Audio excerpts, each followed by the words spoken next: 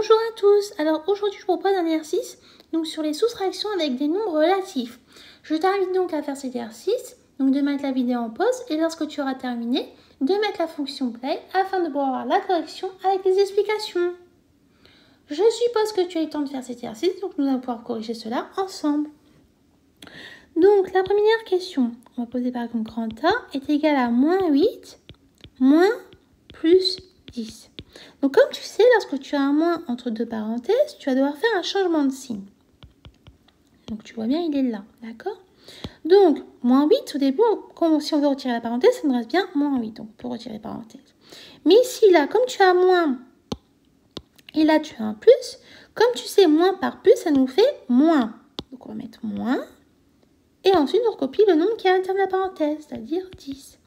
On remarque quoi? On remarque qu'on a le même signe. On a moins 8 et moins 10. Donc, ça veut dire que notre résultat va être négatif.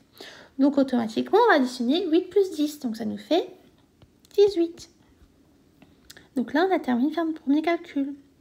Ensuite, pour le deuxième, par exemple, si on pose B est égal à plus 6 moins plus 3. On remarque quoi?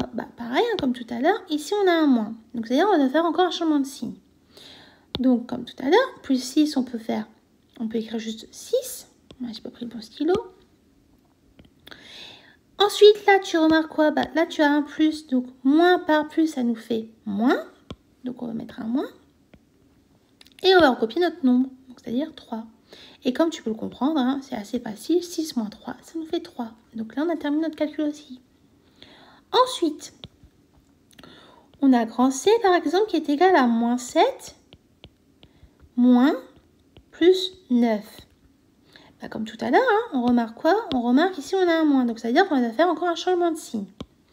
Donc déjà, moins 7, on peut retirer les parenthèses et laisser comme ça. Ensuite, tu remarques quoi d'autre? Tu remarques ici, tu as un plus. Donc, moins par plus, tu sais très bien que ça va nous faire moins. Donc, ça nous fait moins 7, moins 9. Donc, comme tout à l'heure dans la question 1, je vais mettre bien le moins comme ça. Comme dans la question 1, ça veut dire comme ils ont le même signe, ça veut dire que notre résultat va être négatif. Donc, ensuite, on fait 7 plus 9 et ça nous fait 16. Donc, au final, notre résultat final, c'est moins 16. Ensuite, la question suivante. On a, par exemple, D qui est égal à plus 5 moins plus 5. Donc, comme tout à l'heure, hein, plus 5, on peut retirer. Au début, ça nous fait 5. On remarque quoi d'autre? On remarque ici, on a un moins. Et ici, on a un plus. Donc, ça veut dire qu'on va avoir un changement de signe. Donc, comme tu sais, plus par moins, ça nous fait moins. Donc, ce qui va nous donner 5 moins 5. Et comme tu sais, 5 moins 5, ça nous fait 0. Voilà, donc j'espère que tu as compris comment calculer dans le cas d'une soustraction avec les nombres relatifs. Je te dis donc à bientôt et au revoir.